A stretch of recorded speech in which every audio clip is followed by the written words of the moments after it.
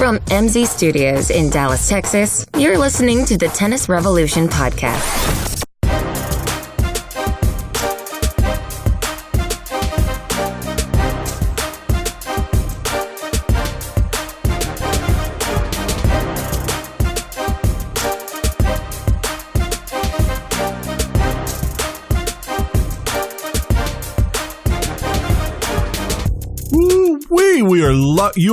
You are lucky we are here. That's right. Mainly Corey. I had no prior knowledge of all the issues that Dallas had. I live west of Dallas, closer to Fort Worth. That's about as bad as weather we ever get in Dallas.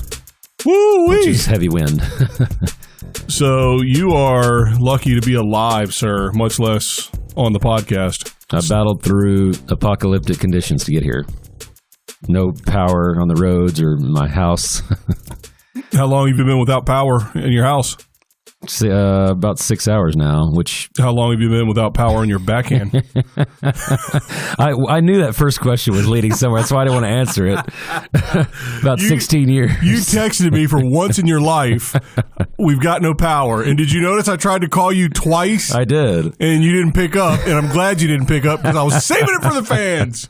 Because right when you texted that, I had that joke about your backhand. You would have spoiled it. And boy, oh boy, comedy, apparently, one thing that makes it funny is that there's truth in it. And right, let me tell exactly. you, that's true. Oh, what a backhand you We have. used to do these contests where you got a prize for the fastest stroke and the slowest stroke. And I was always able to get pretty close to the slowest stroke, no matter what the stroke was. Fastest I just gave up. What tennis circus do you work at? This was at my old place. Because there's certain kids have no chance to win the power. I mean, they're 7 years old or 6 years old, so it gives everybody kind of a chance. And it's funny watching the hard hitters try to hit slow, and it also is funny trying to watch the slow hitters try to hit hard like me. Right. Because it just doesn't go any faster than normal. Some would say comical is a good way to put it. Yeah, we can leave the story out of my opposing college coach and that match and save that for a later date. So I think having no power at your house and your backhand are good excuses for you not to be fully up to date on the men. Yes, I'm sure that team must have won a dramatic five-setter and cemented his status as the next great champion, right? Well, certainly he went 5 sets, and every set was a battle because he is the second best clay courter in the world. So there's no way that he could lose the last 2 sets, 6-1, 6-1, because no chance. He's playing someone 7 years older than him, and he's incredible, just beat number 1 in the world. Well, he's the second best clay courter behind Nadal. Right. And Djokovic.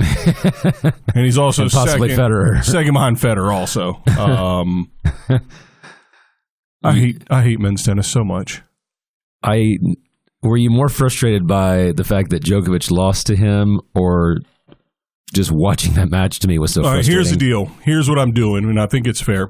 As long as Federer and Nadal play the French Open next year, I am inserting this French the slot that 2019 holds. I'm going to remove 2019, put in 2020 French Open results, and if Djokovic wins it, then I'm right. He won a Grand Slam.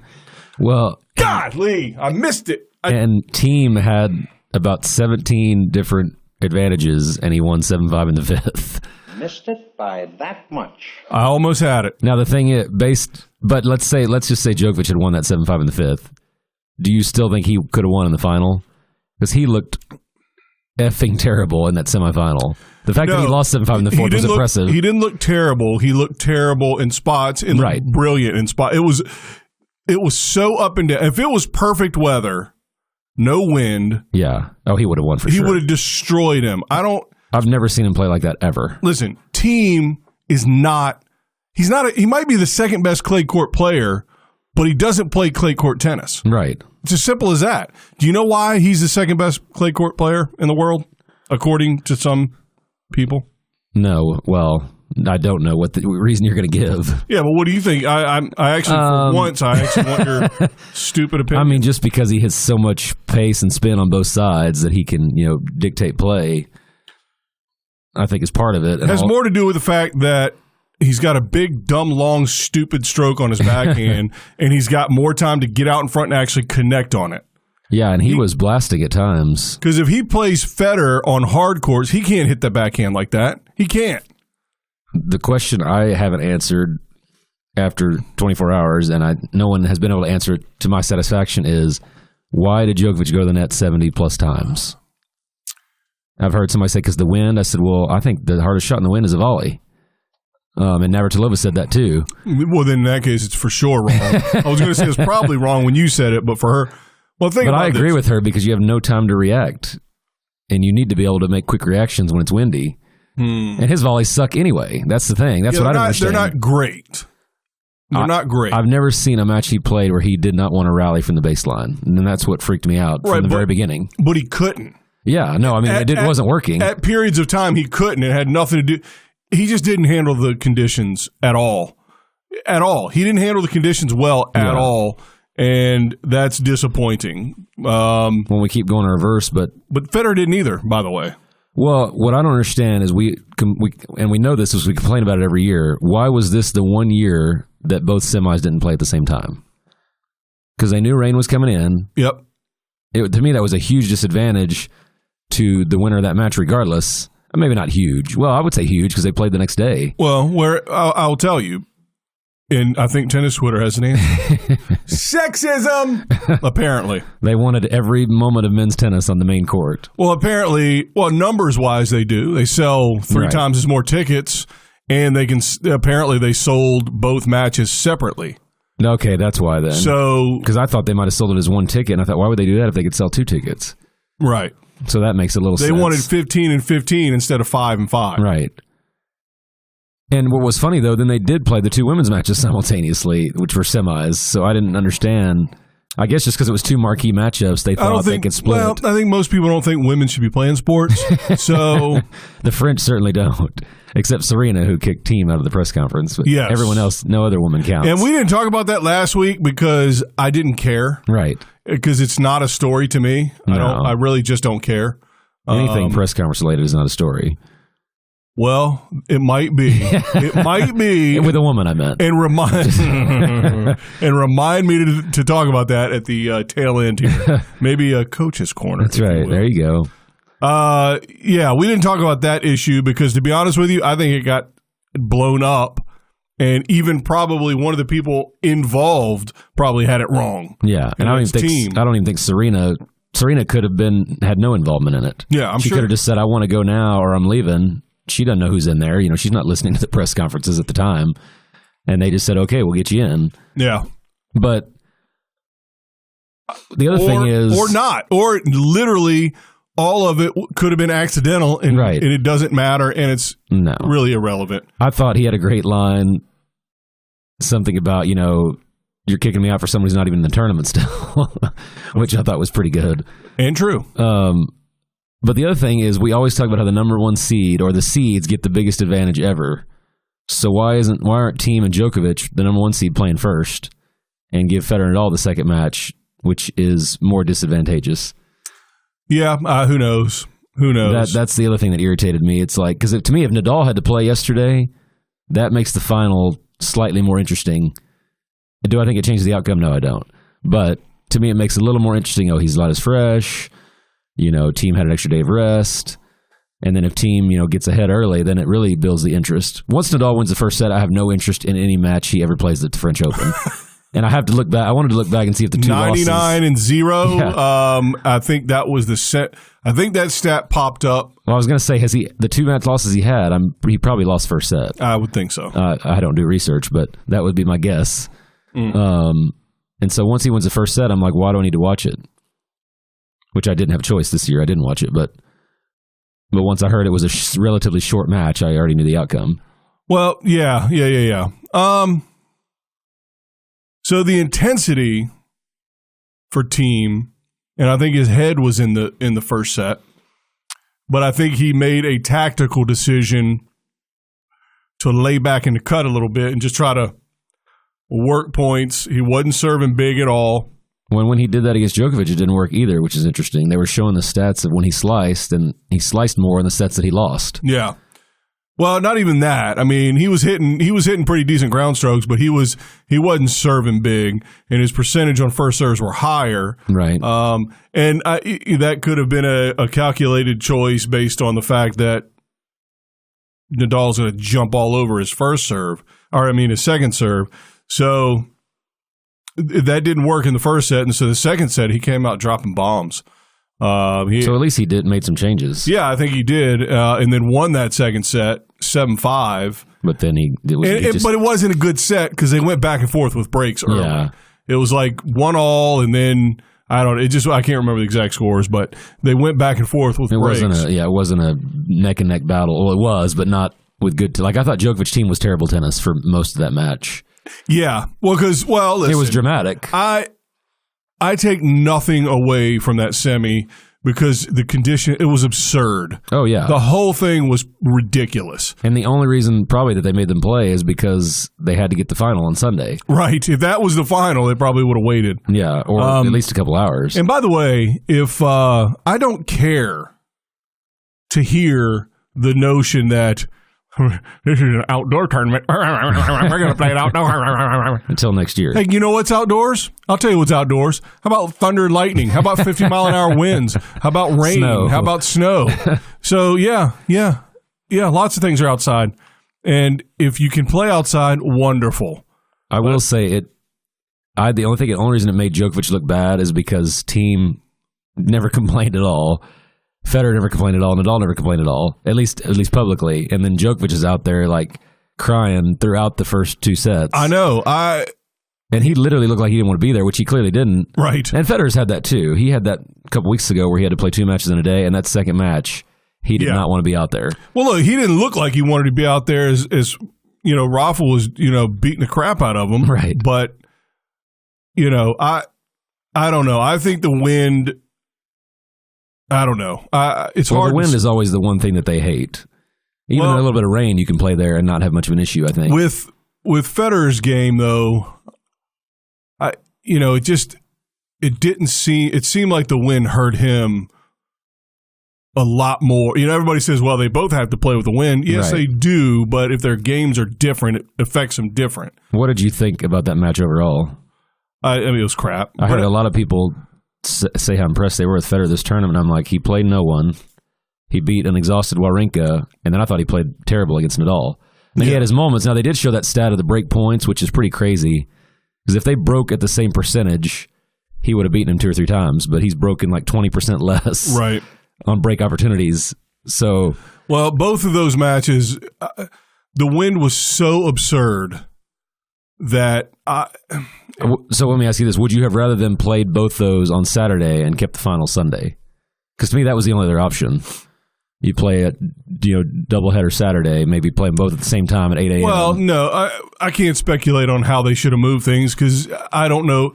I mean, with the final, or the first semi, or the second semi, I should say, with Djokovic, I mean, apparently he was gone. That's what I heard. It was like, hey, we're going to check.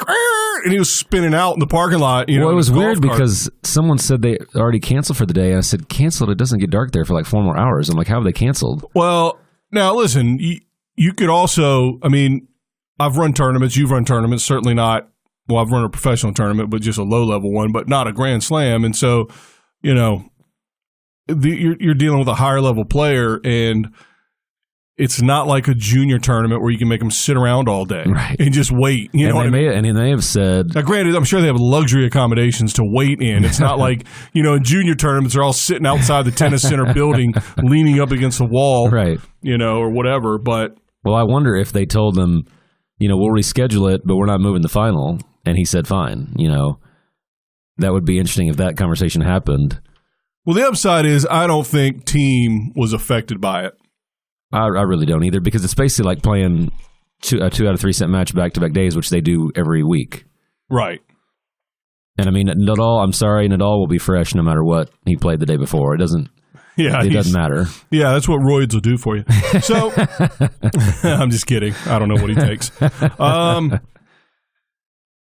Yeah, his arms are jacked. So I know you're super impressed by 12 slams. Oh, yeah.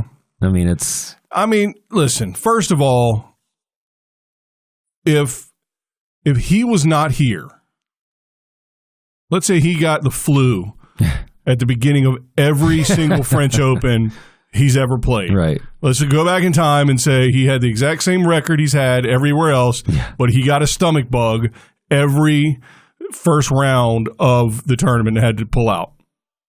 Federer would be the greatest player in the history of on clay court tennis. Right. And or Djokovic, depending. Yeah. But that's not to say he hasn't done it. But the same rule applies.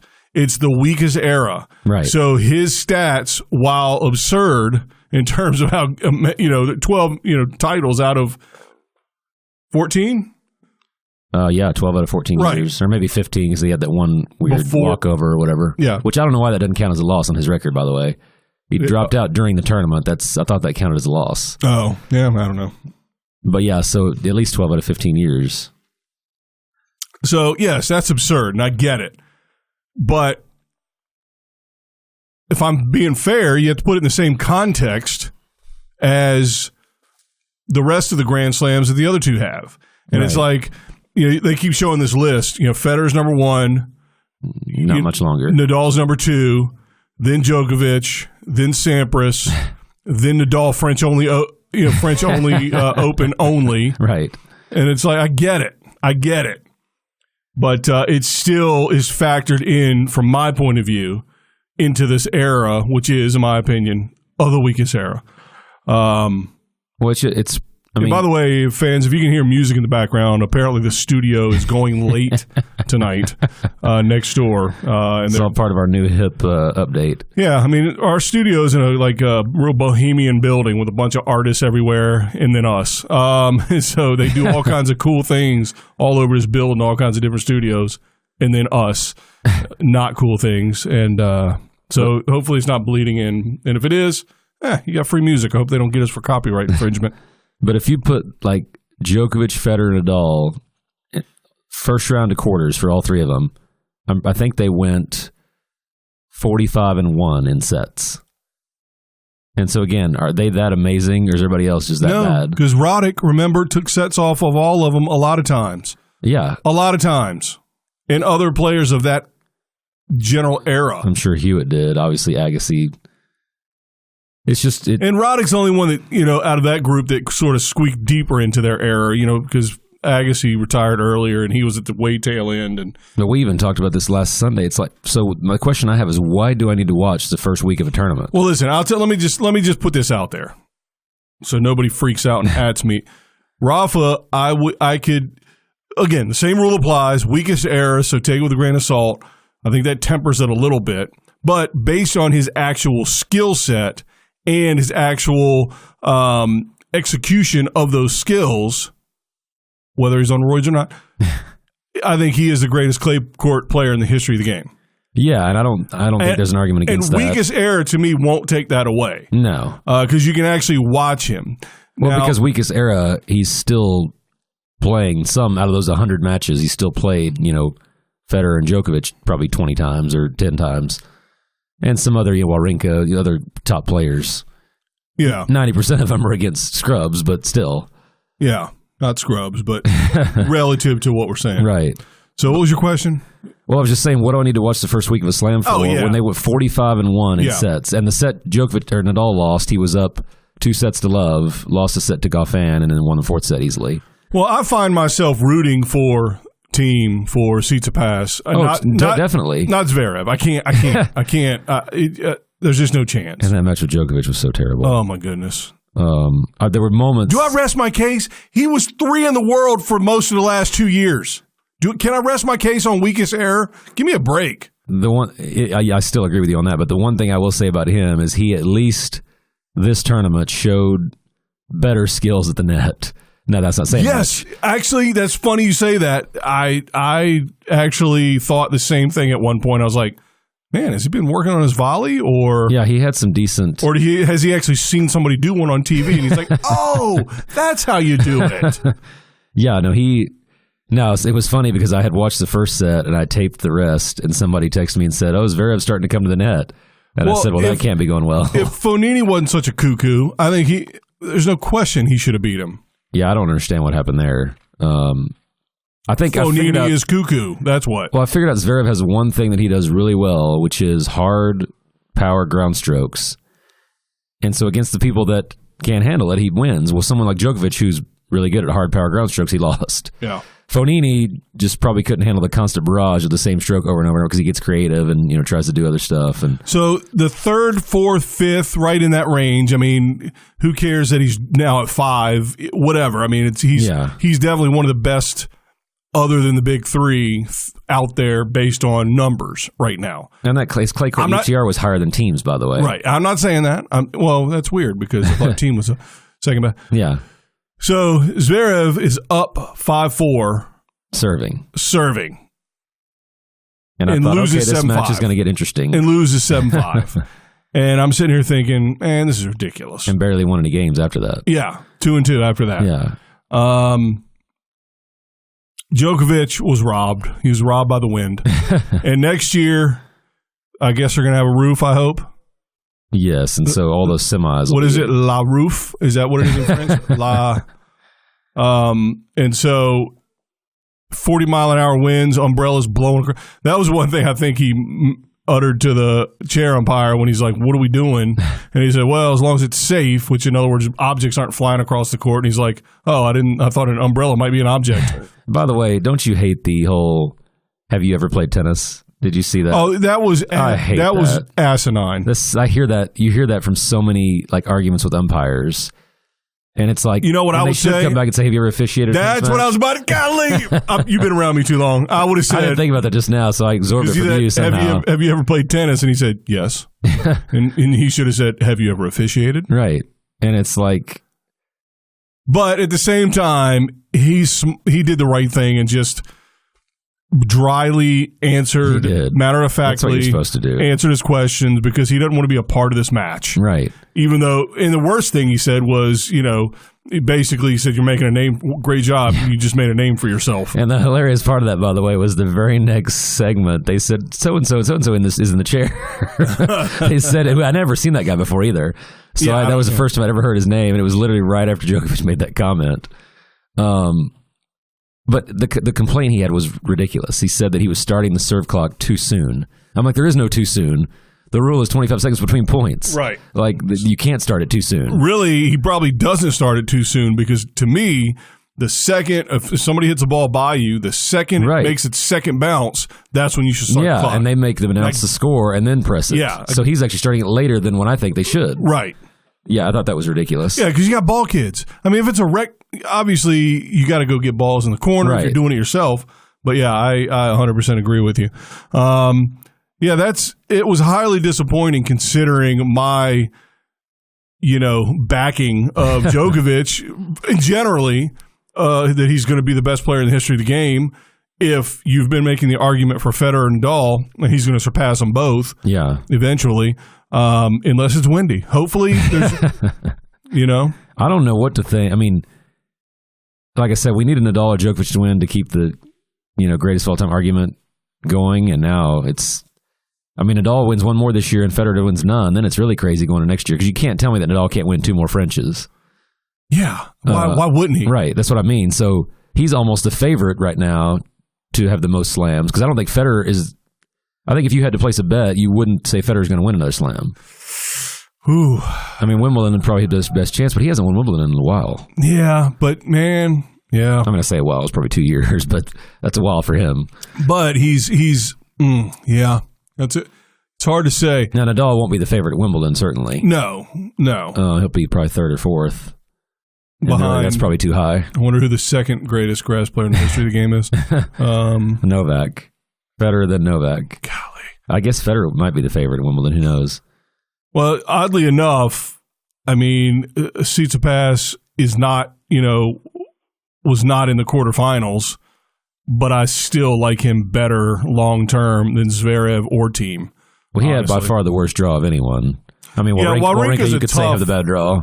Well, but I agree with you, both of them. And that was a good match, and it was a high quality. What a quality, so, I think Tsitsipas would have given Federer a tougher match just because he beat him the last time, younger. Yeah, after coming out of that 8-6 fifth. Doesn't have the mental edge. Federer doesn't have the mental edge on him like he does on Wawrinka. Being countrymen and just having probably owned him since boys 10s. Right. But yeah, I can't get mad at him for losing the round of 16 with that draw. I mean, it would have been nice if he beat Wawrinka, but he's still probably going to lose the next round, even if he does beat him. And then he would have to play Nadal in the semis. So I did say, as that Djokovic match was going on, I said this would be one of his greatest wins ever, just because of how he started the match, how weird he was playing with all the conditions. Even though team, doesn't seem like would be one of his greatest wins, just based on that. I just think the way the match was going. Well, as much as you talk about how the way to get to Nadal is kick his water over or move it out of position.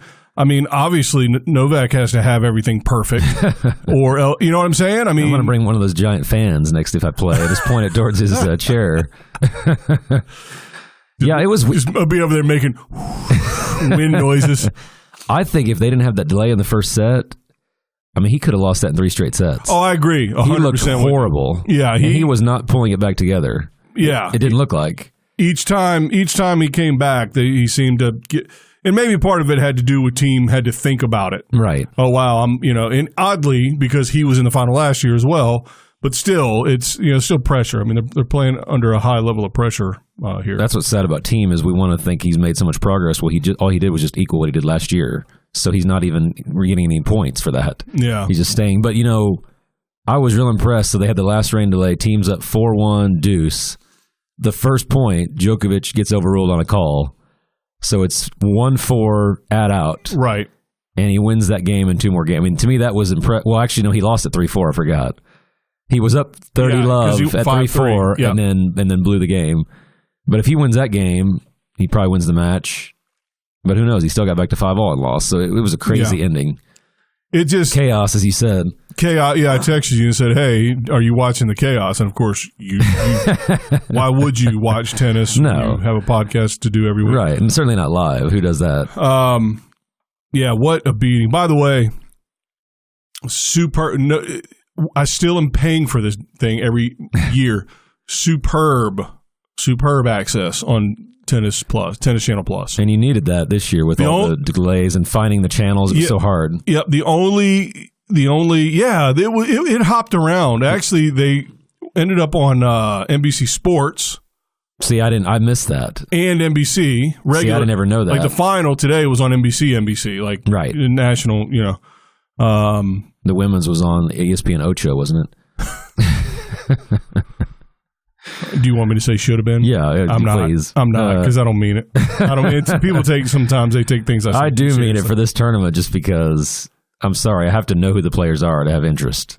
Like, I don't think that's a hard request. No, but I think not knowing Vondrousova, you knew Vondrousova, right? I mean, I knew her by name. I don't know that I've ever seen her play. Yeah. And Barty obviously knew. Yeah. I don't know. This tournament, well, we can't talk about the women yet. We're not there yet. I know. God, you're so anti-men. So anyway, I guess basically I am a lot like Djokovic, and I'm going to make the win an excuse for him. The conditions overall, everything, that match was a disaster. Well, I was going to say, I hate doing that, but this was the extreme. It really was. Like, you can't not factor that in. Yeah, the men's match, or the men's semis pushed it to an extreme for purposes of us making our predictions. And the women's draw was to another extreme, which we'll talk about when we come back.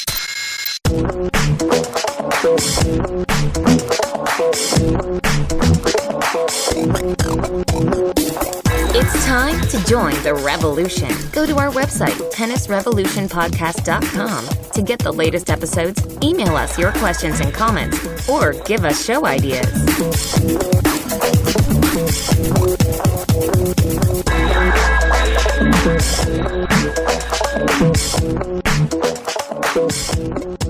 How smooth was that? Sudden end, cliffhanger. I just had nothing else to say about the men. I mean, you know what I mean? Seriously. Because it kind of leaves you speechless, to be honest. Well, I think my call was going to be right, but then they had to have the most absurd, catastrophic, odd scenario, all the way. I mean, they should have defaulted him, because apparently he just left. Right. Could you imagine the story if that happened? Well, one person on TV said he just dipped.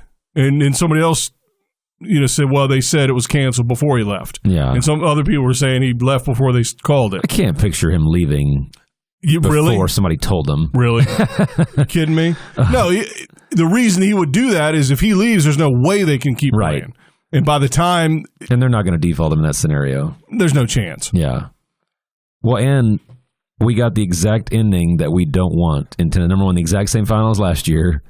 And nothing different. Big three versus a next gen, and the big three killing the next gen. You got one set. Like, those are literally the worst... That's the worst possible outcome every time we go into Slam. We say we don't want to see that. Well, we don't want to see it for the health of tennis, but I do want to see it to continue to be right. Because one thing I hate conventional wisdom. I hate conventional wisdom. I can't stand it. And tennis has a lot of that. Good Lord. I wish somebody else would hurry up and win a bunch of Grand Slams in a row. So now people would start, this is incredible. We have the 4 greatest players in the history of the game. Shut up. Well, and this... All right, who cares about the men? Well, I was going to say this applies to men and women, but should there be a rule that you don't play over X number miles per hour of wind? Yes, of course. Because right now there ain't. Right. And what would that number be? I don't know. Sustained winds of 30. And I think that's about where they were. 30 is ridiculous. Because they had gusts at one time of 45. Right. Which is crazy. Yeah, and what happens then? So if you tell me there's no wind rule, then why are you letting them go over the serve clock? Because they're waiting for the wind to die down. Yeah, I did find that funny, too. That the serve clock just suddenly went away. Yeah. Anytime they waited for the wind. And then Djokovic gets penalized for waiting for the crowd to stop. Right. It's like, so is it a rule or not? But that's typical. All right, so who cares? Men are stupid. Women rule. Boys drool. Something like that. So on the women's side, this draw pushed us to an extreme in another one of our general theory, or at least my general theory, that you can almost have any players and multiple players out of a tournament and it still be a high-quality tournament because of the depth of the women, et cetera, et cetera. I think we were pushed to the limit on testing that theory. Yeah, because I mean, and as per usual, early on, there were some casualties, as there always are on the women's side. Right. I just think that when your main star at the final is someone who hasn't won a slam before, that makes it harder. Like if it's Osaka, Vondrousova, nobody cares. I mean, they care, meaning nobody cares that it's Vondrousova because you still got Osaka. It has validity because she's proven herself. Even Halep, if it's Halep, Vondrousova, that's fine. Right. If it was, I actually think Anisimova, Vondrousova would have been more interesting because you have to crown someone after that as like the next big thing, regardless. Right. And that Anisimova-Barty match was probably the comparable match to Djokovic team. It was insane. Yes. Just the way the scoring went. And I somehow didn't get to see much of Anisimova in this tournament. I feel like they had her relegated to outer courts and weird times the whole week. Well, they do that to women, apparently. So we could have lost, and I don't mean, like health-wise, but I mean lost out of the tournament, which we did lose Serena, at some point. Right. We could have lost her. That's not a problem. It's not having obviously the most recognized player, worldwide, et cetera, et cetera. But the fact that she's slightly on the decline is not a big deal. Right. Well, either way, I mean, I still think you can overcome missing one player. So, and not only one player, but a huge player. I don't mean that. I don't. But like the most famous, most decorated. Biggest name. I mean, she doesn't have as many as Margaret Court, but just kidding. I just want to cause trouble. I just want to cause. Well, that would have been the most impressive achievement of the tournament if she had won. Yeah, apparently. Well, and judging from how she went out and how she looked, maybe that's anybody true. that voted for her, that would have been right. Right. I know last week you thought that was silly. But you got me off track, man. What was I saying? You were talking about losing Serena is not catastrophic. Yes. So we can lose Serena, and we can overcome that. And we can lose, any Americans. Nobody cares about Americans except us. So if you lose a Keys or so, you lose a Stevens. Losing Sloane her just because it was going to be a Sloan Halep. At that point, the two biggest names were Sloan Halep. And yeah, that was a rematch of last year, but it was at least a really good match last year, and you would have had that revenge factor and all that. Yeah. Once she went out, it was like, oh, we're kind of... And I think the tournament realized that too. They were like, man, our final just went down dramatically. What are we going to do? And apparently what we're going to do is put the women on courts that nobody goes to and not show it on TV. And listen... Again, I think, but we lost Halep, we lost Osaka. Yeah. I mean, so it and they wasn't... had no French players either. It wasn't just... Yeah, and I'll be honest with you, I think France will claim Serena. She lives there and speaks French, so they like her a lot. And she's, if it was Serena, she wouldn't have been playing on that outer court, I can guarantee you that. Well, yeah. She would have kicked team off Chartrier to go play there. So, but I just think...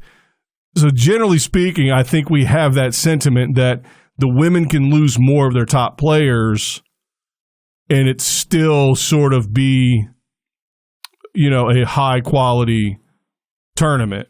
Right. But they were dropping like flies.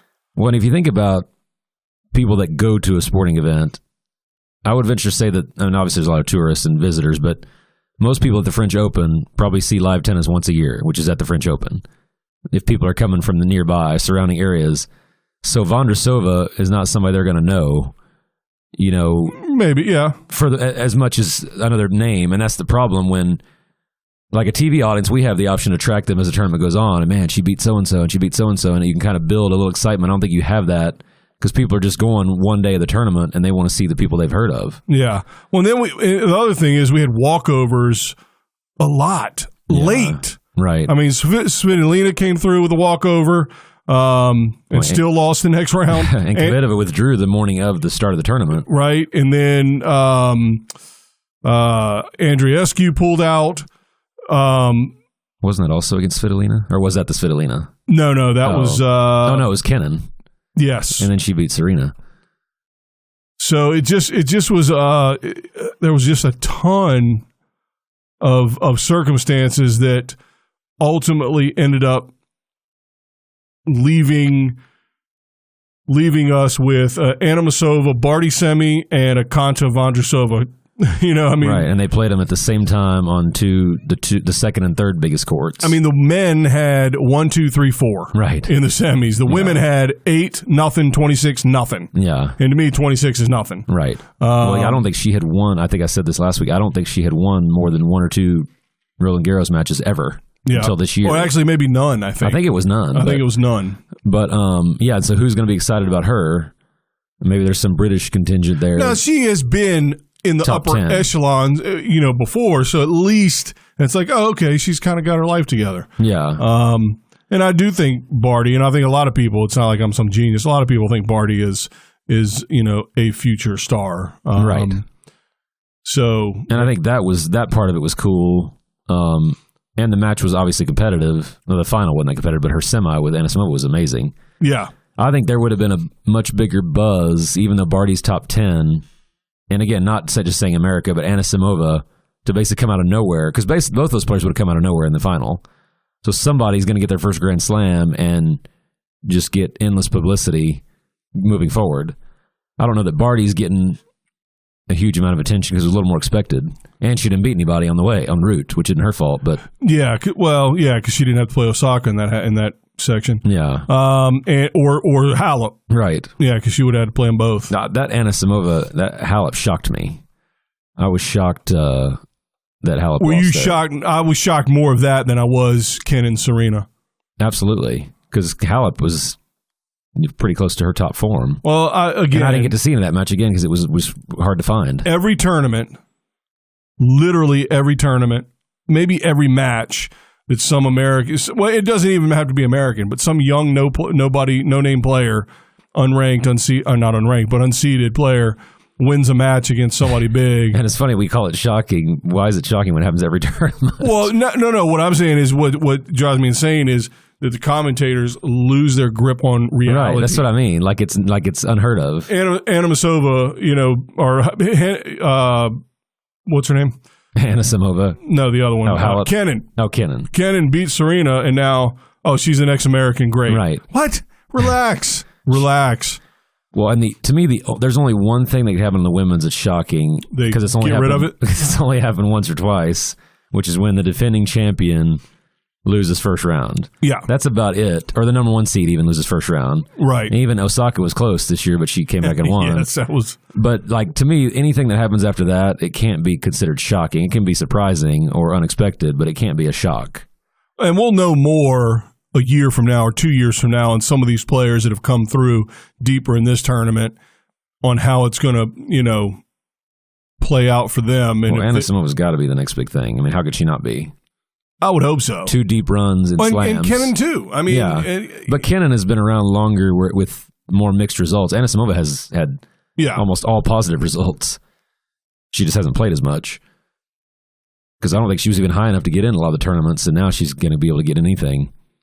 Yeah, and again, Kenin had that walkover with Andreescu, so she may not have gotten past that one. Right. Much less Serena. And, and listen, Kenin took the racket out of Serena's hand. Right. I mean, she was just unstoppable in that match.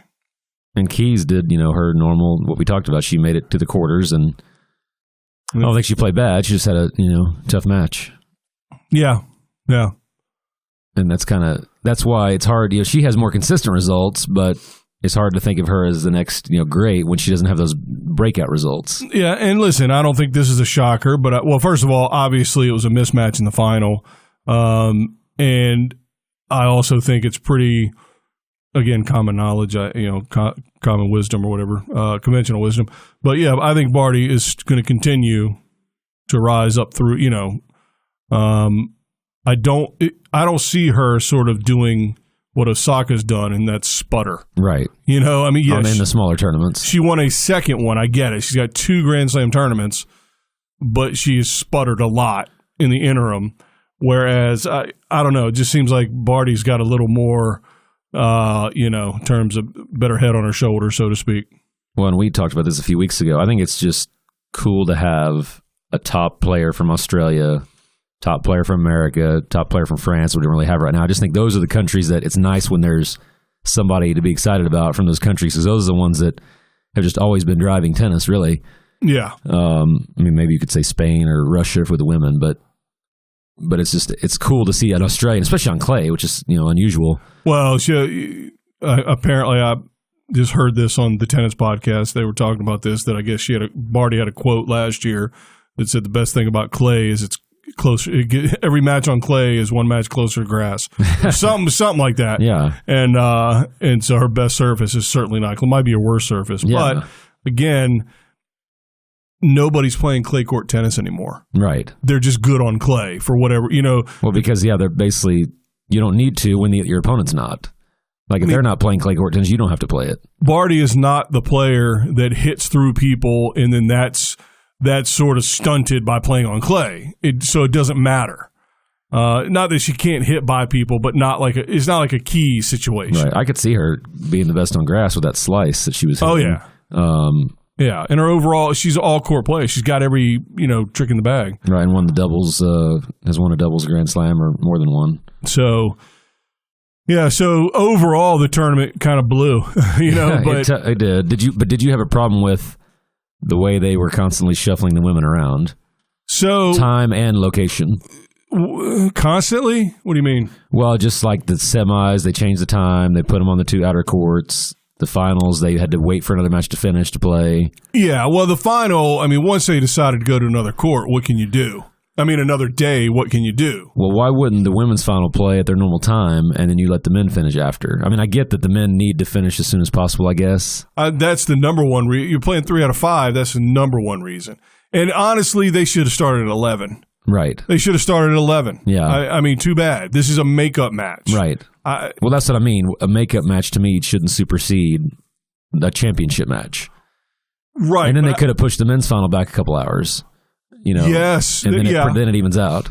Yeah. Although, now you're talking about 3 out of 5. How late can you push it going into the dark? Plus, especially with the way Nadal plays. Well, and here's the other thing. It ended up being, dry and sunny after they canceled, right? Still windy as all get out, but I don't know if that's the weather forecast they were looking at. Because, dude, today it wasn't supposed to rain somewhere where I was earlier. Yeah. And it ended up pouring down rain. And so I don't know what they were looking at. Now, here's the thing. I don't think sexism is a weak answer for why they do it. It's lazy. Right. It's not well thought out. And I think it's absolutely wrong. And here's why. Not in general. I mean, as it relates to moving matches around in women's tennis. Sexism exists, I promise you. My co-host exhibits it regularly.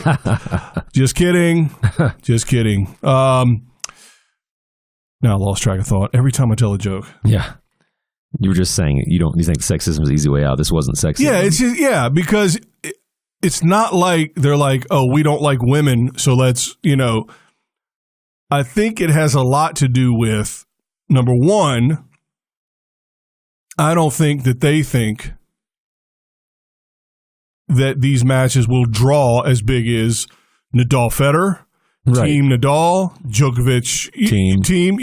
Well, what I was going to say is, how can you argue that they would? I can't imagine in any way, shape, or form they would. Now, the key is, were the women's semis scheduled that way from the beginning of the tournament? They for sure were not scheduled on the two outer courts because there would have been no other matches going then except for them originally. But I agree with you. I mean, no one can argue that more people want to see Barty Vondrousova than Djokovic team, especially or with go to the drama. Semis.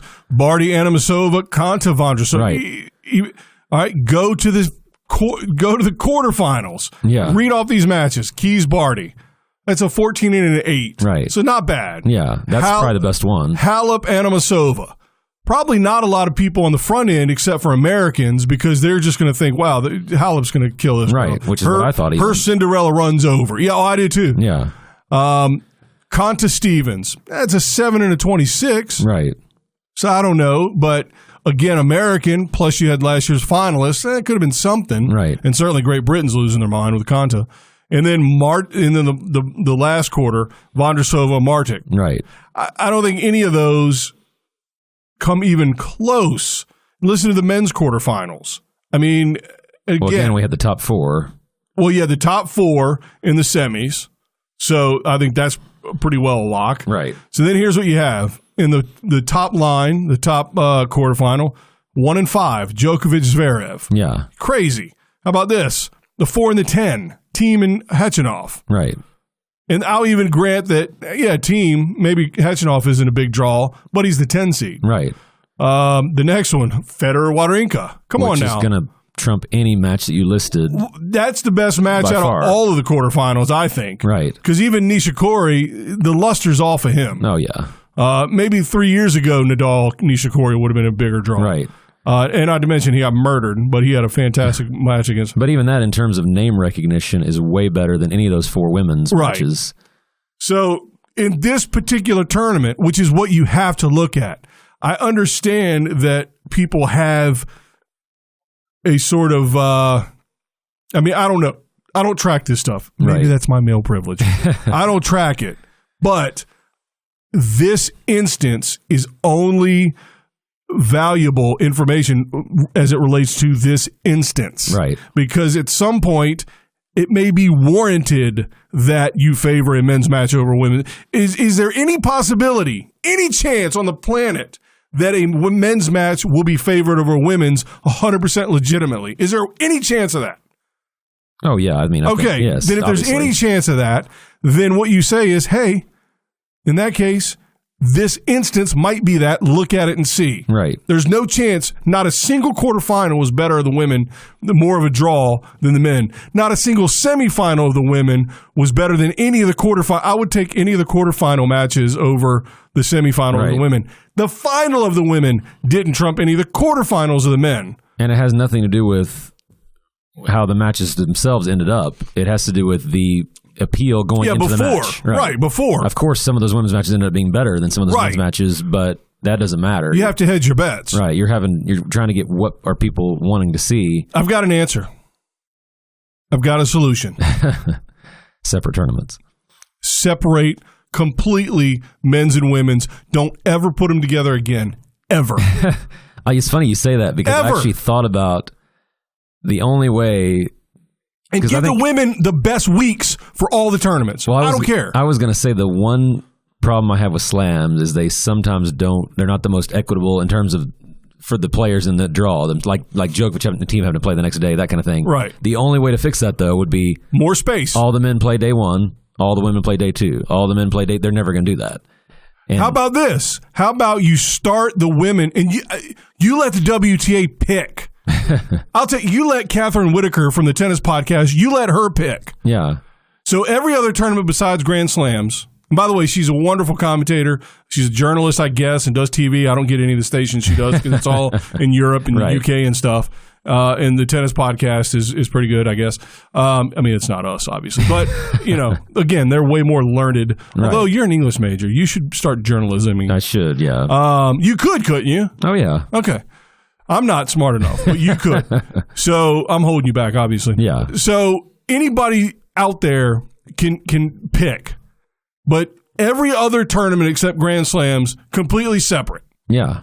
Even kind of like the U.S. Open series, you got the two Canada tournaments. Right. They're in different cities at the same time. Yeah. And then they flip-flop. I like to see the numbers on attendance on those.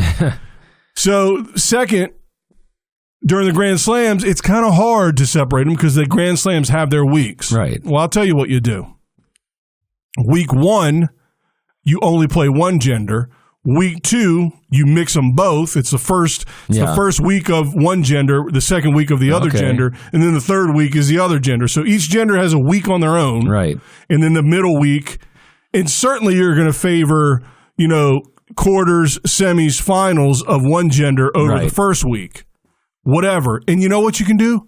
Alternate every year. Yeah. I don't care. That's interesting. Alternate. Actually. I don't care. And that gets them, I mean, they would actually make more money in that because they get 3 weeks. And what's getting bumped? Every other year, if they alternate, every other year, whatever crappy warm-up 250 tournament that nobody plays lands right before it. Right. Every other year, that tournament will suffer. And I get it, that blows. Or make that tournament alternate genders. The week that the men aren't playing the first week, make it a women's tournament. Ooh, fancy. And then it's, they still have that tournament every year. It just alternates genders every year. All you have to do is this. You set the Grand Slams up just like I said, and then every other tournament for each gender fights over all the weeks. Right. And each tour makes their decisions. Now, the other host on the Tennis Podcast is David Law, and he suggested alternating final days. So, so the women were on Saturday, make the men on Saturday next year, women on Saturday, whatever. That still ends up jacking things up, especially when you don't have lights. Yeah, that wouldn't have 1871. That wouldn't have worked this year. Playing with candles. All that would have done is made both finals be on the same day, or on a Sunday. Right. To me, this didn't happen, but the only thing that could have been called sexist is if they said this podcast. If they said, Djokovic team, we're going to put you on the main court. We're going to move the women's final to, Longland, and we're going to play you both at the same time because then we know which match they would have shown. Right. To me, that's the only thing that would have been, to me, called sexist. And even with that happen, I wouldn't have been mad because, say, the weather forecast is bad or whatever. Let me give you a beautiful analogy. Well, first of all, I think that's part of it, too, is they sold split tickets, but also they couldn't stack every match on Chatrier because you've had weather all week. Right. It's been mayhem. You knew you were going to have 10 straight hours of tennis. They're probably a little gun-shy because of the rain and everything, and missing a whole day is brutal for a tournament. And they don't want to move the final to Monday ever. Right. Because that just has to kill the tournament. Yeah, because then we'll have to wait and record our podcast. And I've told them, if I've told them once, I've told them 1,000 times. Get it done before we record. Right. So that's what it was. I've got an analogy. Las Vegas, not the city, but like the general idea of bookies and whatnot. The bookmakers that set odds, they don't set odds based on who they think is going to win. Right. They set odds based on who they think you think is going to win. Right. So every tournament director group doesn't make decisions based on the fact that they hate women's tennis. They make it on the fact that they think you, Corey, just you, hate women's tennis. Yeah. And obviously not hate, I'm kidding, of course. But they think, hey, the quarterfinals are going to be stellar for the men. They're not going to be as popular, even if they have good matchups. They don't think the numbers bear out that the women are more popular than men or vice versa. Like I've always said, when men and women have a joint tournament, it's at level 1, like the highest it can be. It's at highest in terms of attendance, etc. When they're separate, both separates are lower than having them together, but men by themselves are higher than women by themselves. Right. I can't imagine that's not the case a majority of the time. Right. And they have to go on what is generally the case. If you end up getting an awful men's match or awful men's round, the quarters end up just being a disaster, and you have the top 8 seeds on the women all making it through and playing great, rarely is that going to happen. Well, and they're privy to the information as the tournament's going on. Hey, we had this match on Longland and the stadium was only 70% full. Or, we had this match got huge ratings on TV. I mean, they're getting day-to-day information, I'm sure. I will forego my comments on, I can hear the bass from the next door. It's coming through your mic. Or is that you beatboxing? That's just me. That's my heart rate still. So if that is loud. So if the attendance on Friday at the French Open, I don't care. It was rainy, it was cold, and then Saturday it was 90-mile-an-hour winds, like hurricane force winds. So it's hard to look at anything and look at the attendance. But the bottom line is there wasn't great attendance for the women's semis. Yeah, and they're also getting, I'm sure the vast majority of tickets are bought online, so they're able to see. Maybe. As it's they don't coming use lights. Are you sure they're using the internet? Like, is that app even the French Open? I don't know. Well, and like you said, they put that Vondrasova, who was it in the semis that she played? Martic? No, that was quarters. That was the quarters. It was Anisimova, Barty, and Vondrasova and Konta? Yes. So I bet that Simone Mathieu court was not full for a women's semi, the third biggest court. If they couldn't fill that up, I don't think they're regretting not having that on Chatrier. And here's the only way to prove anything is have everything completely separate. Right. If you have everything, and the closest thing we have to that is Canada, when they have one gender in Toronto, one in Montreal. Right. Now listen, saying a fact is not sexist. I don't think if... Well, because we didn't say which one we want to watch. If last year the men were in Toronto, women were in Montreal, and Toronto came out for the men way more than Montreal did for the women, then you could say, well, yeah, Montreal, a bunch of French-speaking Canadians, they suck. Yeah. But then they flip them. Right. So now next year the women are Toronto, the men are in Montreal. What if Montreal turns out for the men and don't for the women? Now, Toronto. They don't speak French. They suck. And so that might be the closest we're able to tell, because even Grand Slams where, it's hard to judge on a Grand Slam. People are roving around. Exactly. And they buy the tickets before they even know what matches are playing. A lot of time. Yeah, exactly. And so, to me, the only real true way to do it is separate them completely. And ultimately, the only reason I would say that, it's not like they're all 100% together, and I'm saying separate them.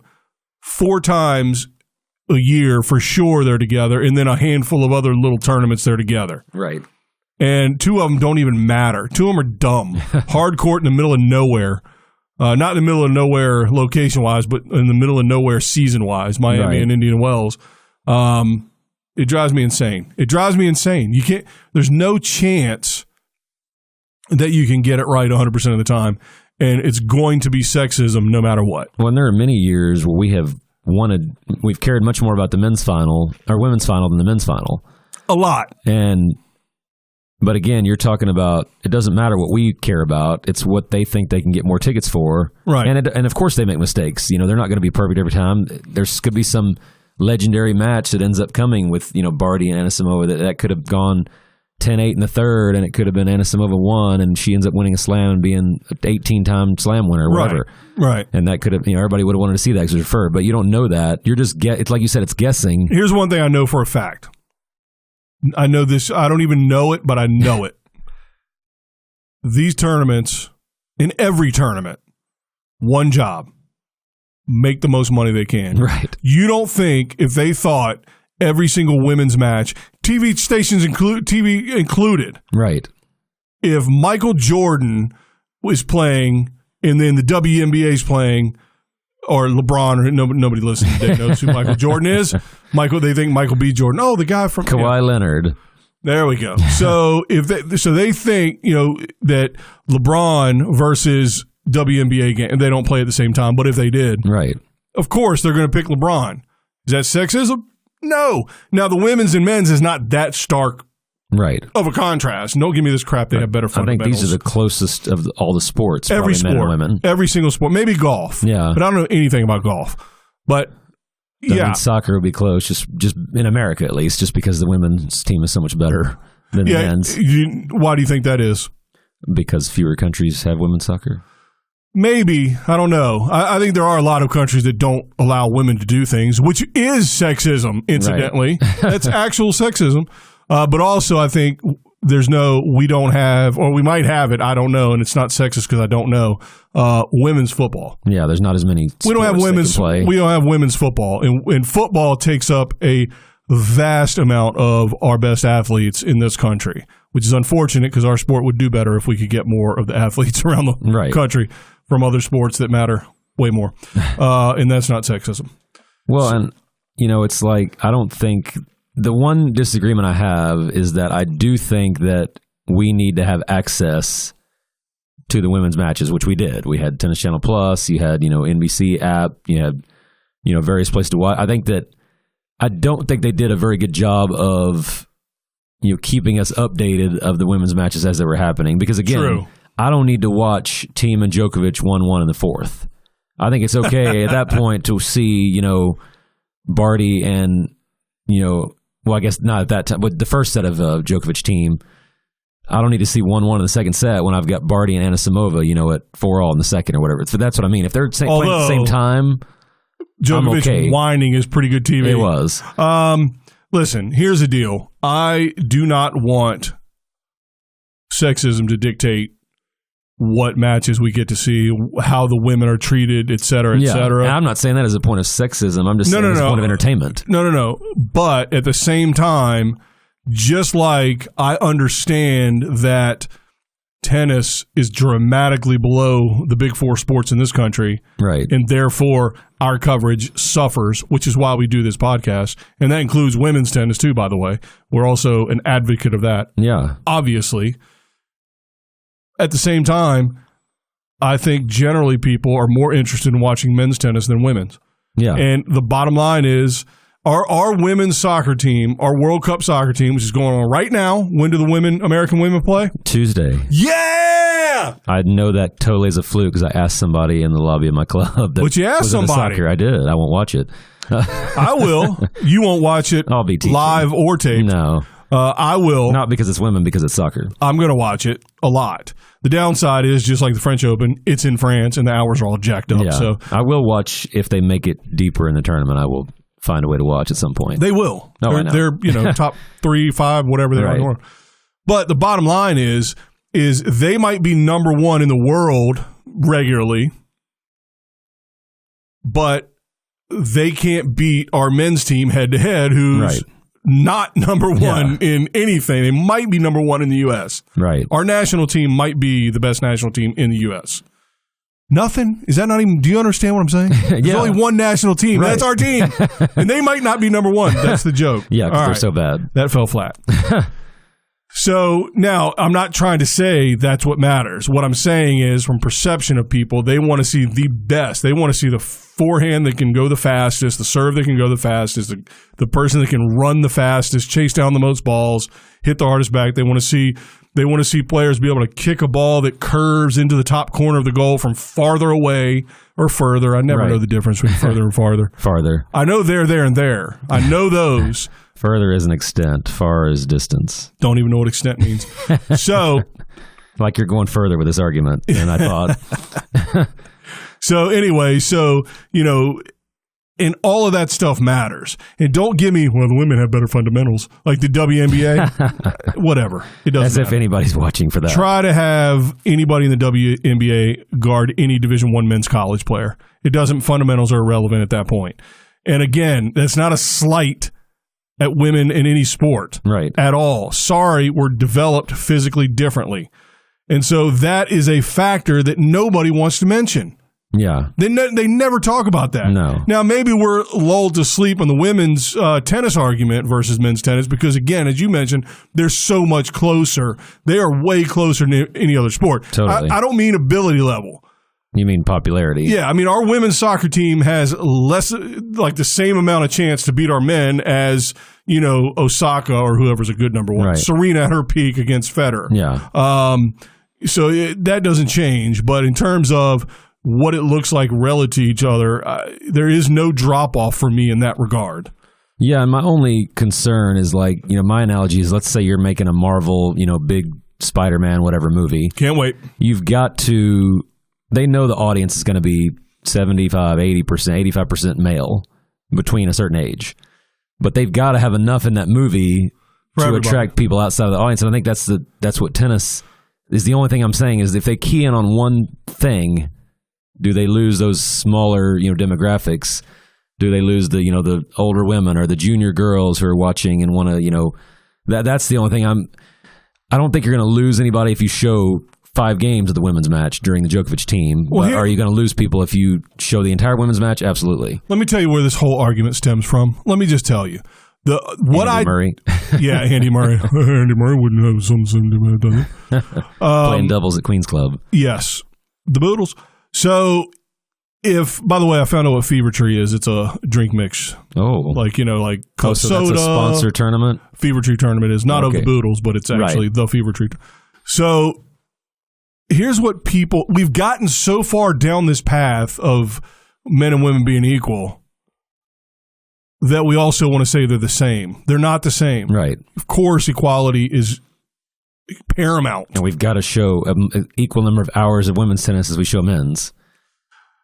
No, that's not the argument I'm going down. What I'm saying is it's gotten so far down the thing is nobody can even say, when I say Serena can't beat Federer, they look at me like I'm an a-hole. I promise you, if someone asked Mary Carrillo on air, how would Serena do against Federer, she would give some nonsense answer like, "Oh, I think it'd be closer than you think," or she would not say. Maybe not. I don't think Mary Carrillo, but I think a lot of other people would because they wouldn't. Yeah, I don't think any of them would answer the way they actually truthfully feel. And I've asked people that question, and they rarely say what would actually happen. I don't have a problem saying what would actually happen. Federer would murder Serena. And I've talked to people that have played professional level. Seats a pass would murder Serena. I know. Hang on. Jack Sock would lose. But the guy ranked behind Jack Sock would murder Serena. Jack Sock doesn't beat anybody. Right. Where's he at? I thought I would see his name in the doubles, and I didn't, so I guess he's still injured. We need to have a Jack Sock update. Intervention. He's not in rehab, we hope. No. Every week we just need to do a Jack Sock. Sock watch. Sock watch 19. And again, like you said, it doesn't devalue but Serena that doesn't winning. matter to me. But the sort of mentality, it's like we have to play this dumb game that they're equal in terms of ability, and they're not. Right. And that doesn't let me have the argument of saying potentially that a women's match can be way better than a men's match. No, because you still want me to play this dumb game like any man that's ranked in the top 1,000 in the world couldn't be the greatest women's player in the history of the game. Yeah. If no hormones were, but whatever. I mean, I'm not saying that. I'm saying if he came in and could play as a man, he would decimate the women's tour and hold all the records, etc. Now, I'm not an a-hole for saying that. I'm not saying it to be an a-hole. What I'm saying is that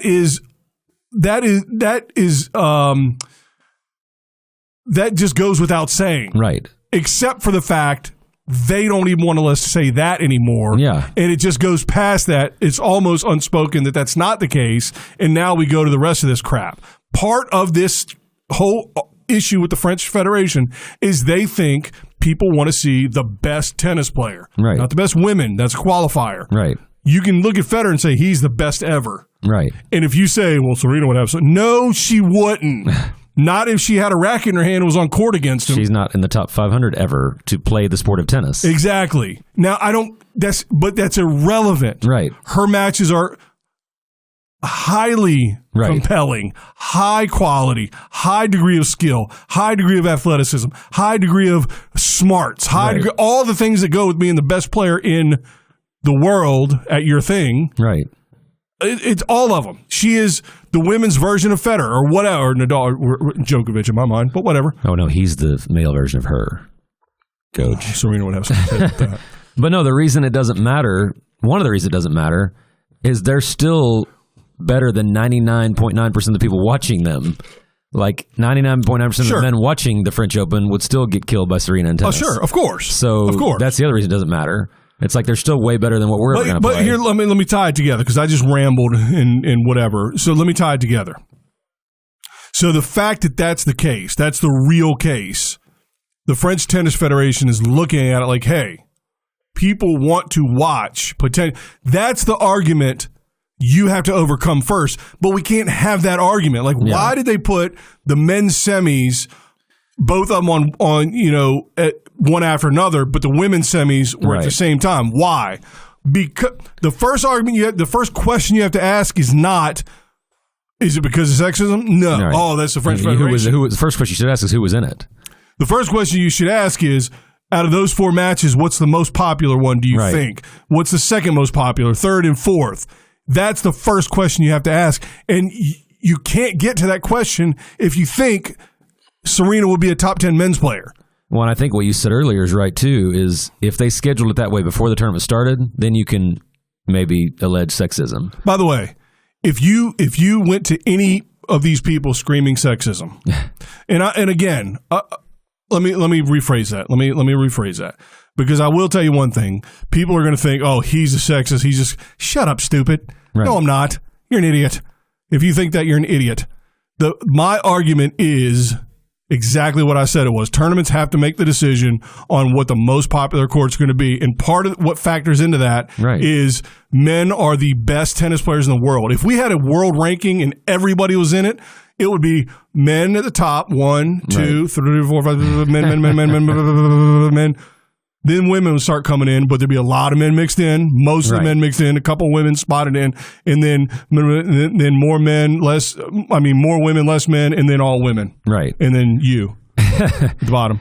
But you're not arguing that the 499 man playing the 500 man should be above Serena versus Osaka. You're a genius. Not because you're not trying to bail me out, because you're making a point you believe. Yeah.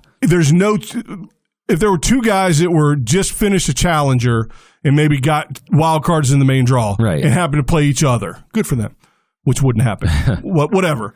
So they played each other in the first round. One of them's 350 in the world, and one of them's 351 in the world. Right. Both of them would smoke Serena. Yeah, smoke her. Right. I would never watch that match, and if that popped up at prime time, I'd throw my TV through the window. Yeah, and if they booted Serena to court 1 and put them on Chatrier, then you could say that seems sexist. Well, you have to find out if they're French and if they're somebody's cousin in the French Federation, because even that's more likely than I don't know. Maybe it would be sexism, because yes, past behavior certainly can inform current behavior, but just separate the damn tours. But like you said, just separate. Even though those 2 players are better playing each other, that doesn't make for a more compelling, interesting ratings, attendance match than Serena playing someone. But it all boils down to this: the argument that the 300th player in the world could beat the best player in the history of the women's game handily. The fact that that's real, not only does it not matter in terms, the only reason I'm saying it is because we have to listen to this, argument every tournament. Yeah. Every single court assignment is immediately put under a microscope for sexism. And the fact of the matter is, if you are a top 128 player in the world, no, that's not true, because, again, 2 lucky losers, I want to watch them play each other anyway. But once you get this deep in a tournament, I just don't care. It's not – the men are going to have higher ratings because they are better. But the only reason I say that, because I don't want to say that. Right. I think it goes without saying, duh, and it's irrelevant, as we've said again and again. But the problem is they skip over that fact like it's not true. Right. And that argument – because it doesn't make the women's tour the redheaded stepchild. No offense to redheaded people or stepchildren, but it does mean, yeah, that's a factor. That is a factor. Right. Well, and there is a reason, by the way, the men's final is always the last match of every Grand Slam because it's the biggest match of the tournament in general. Now, some years it doesn't work out where it's the biggest match. Sometimes it's Nishikori and Cilic. Soderling. Yeah. Yeah. And, but again, they have to make those decisions early on, number one. I'm sure in 20 years, if somehow the women's tour takes supremacy over the men's, they would switch that and make the women's final, Sundays. And that could happen. Who knows? Well, that's the thing, is that the best men in the world are also compelling. It's Right. not like they're garbage. Yeah. Now, if they're pre-sold, like apparently these might have been, I don't know. I'm not there. But whatever. One argument that would have helped them is if they saw people, cramming to get in those two small stadiums and they were overflowing and they saw Chatrier, half empty. That wasn't the case, though. The small stadiums were still half empty. And Chatrier was totally full, even in terrible weather. Well, and the aforementioned lovely, I'm assuming she's lovely, but I don't want to say lovely because that's sexist, is it? Misogynistic? It's not. It's not. Would you call a man lovely? I've probably heard you call a man lovely. Yeah. So the Catherine Whitaker, one of the co-hosts of the tennis podcast, she sent out a tweet which had a picture of the men's crowd and said, it was basically a half full crowd, and it was apparently in between the two. I was going to say semis. And by the way, no, I don't know when she took the picture, right? But it got sent out about that time, so I'm assuming she didn't take the picture and hold on to it. That would be dishonest, and she's a journalist, so I'm sure she's not dishonest in that regard. Or any regard. I'm not saying she's not. I don't know her. I don't know anyone. I don't know you. I don't know myself. Who am I? Why are we here? But it was full, and I said, yeah, send another. I retweeted. She didn't respond because she's big time and I'm nobody. But I replied to the tweet or retweeted or super tweeted, whatever it is, and said, send me another picture in 20 minutes. Right. And then let me know. Well, yeah, because they even showed the first and then match. and then I sent out about 5 minutes later. I said, never mind, rain, because it started pouring down rain, and I was like, bah! No, but they all left after the first match, probably to go get lunch or whatever. No, because they didn't have back. tickets. Oh yeah, it was separate. separate. Oh, that's right. But that had to be a late development too, because there's no way that's how it was scheduled originally. Like I said, well, here's people the deal. knew it was going to rain too. Who's going to go to a sporting event when they know it's going to rain? Here's the other thing, but they were there for the men though, and not the women. Anyway, tell me this though. Do you think anyone on the women's tour, do you think any of the people crying sexism would actually want to fully separate the tours? Well, they shouldn't. I wouldn't think they would. If they had to bet, if you went to them and said, "Hey, put the deed to your house on the line," or some, or an amount of money that would make them very uncomfortable, right?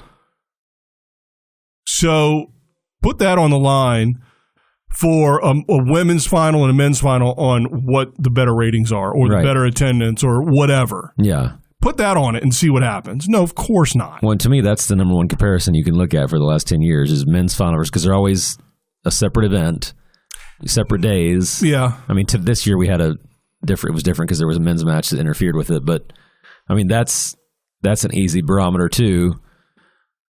But yeah, it's just, it's just not an argument that, like you said, nobody wants to have it.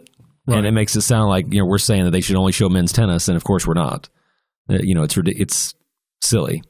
Yeah. And this actually came up in a smaller scale today at my club. There was a dispute over a court. And one of the guys said, well, what level are you? And somebody was telling me the story, and I said, that is irrelevant to the argument. We're arguing over who has this court. Like, the level of play is, the higher level player doesn't get the best court. Like, that's never. And so even though you're kind of saying that to some extent with the men, that's not why they got the best court. They got the best court because it's two players that people really want to see play each other.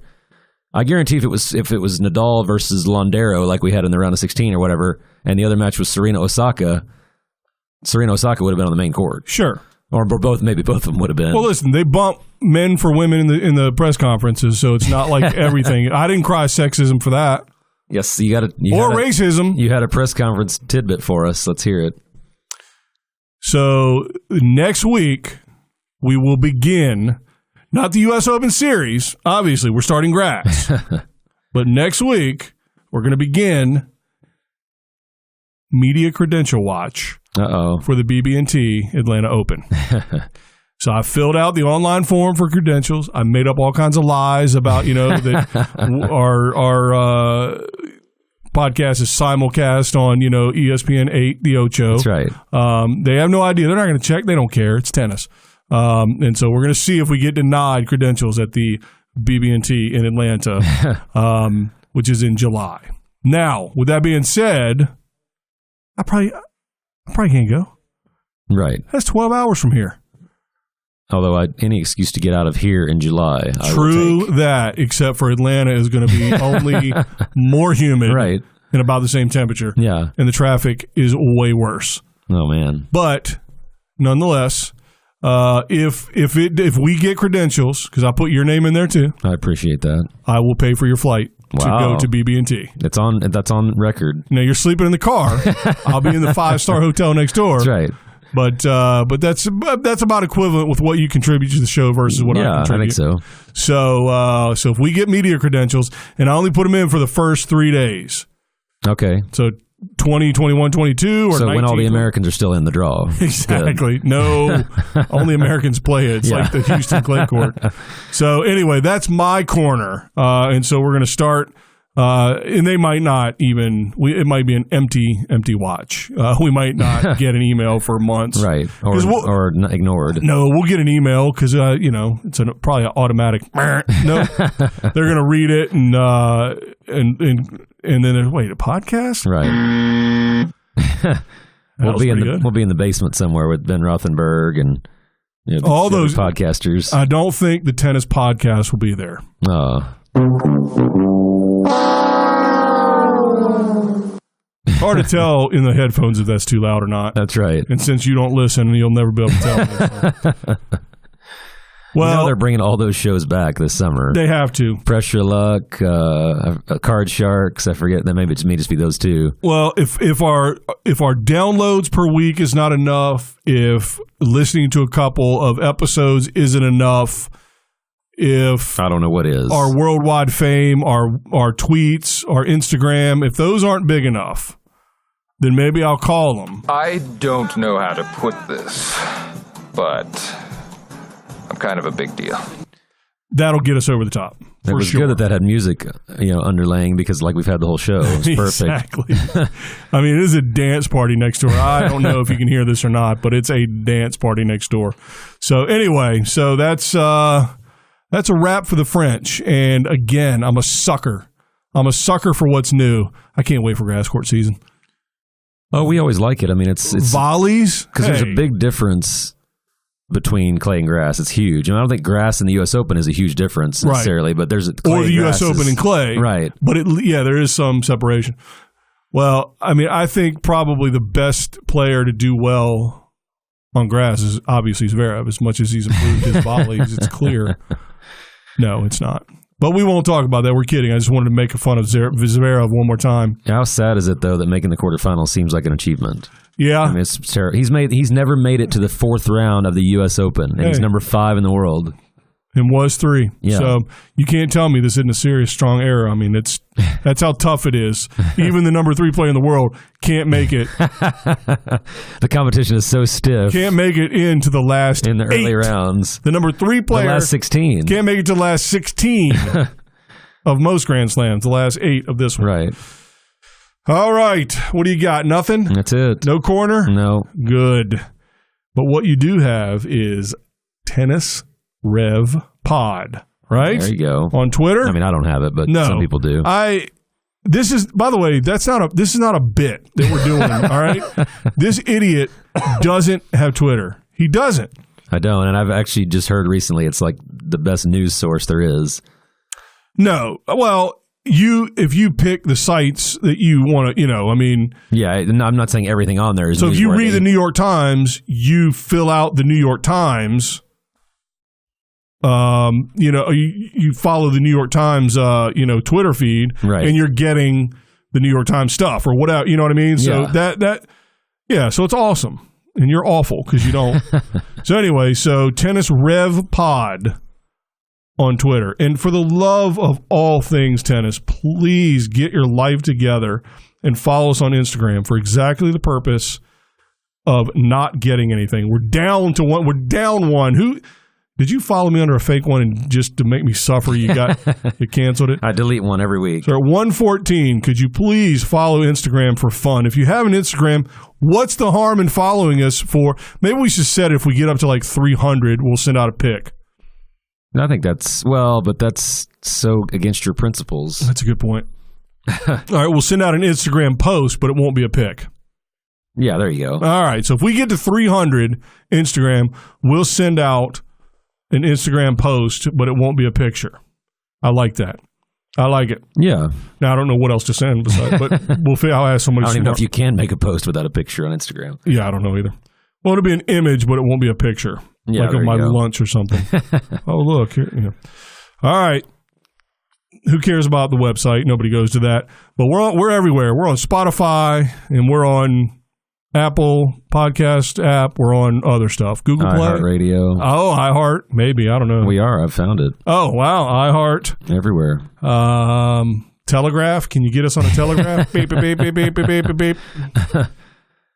Yeah, so follow us on. Well, no, you don't follow. You're already listening. Don't follow us on anything. But go to Facebook, go to Twitter, and share however you do that on those things.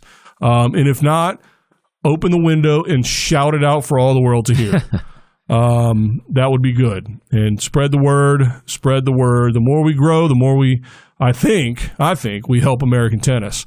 Which is, for Pete's sakes, particularly on the men's side. The women, man, they just keep giving us hope after hope after hope. I mean, you had the Williams sisters dominating, then you had Sloane coming around, then Coco and Keys, and now we got Anna Samova and Kennan.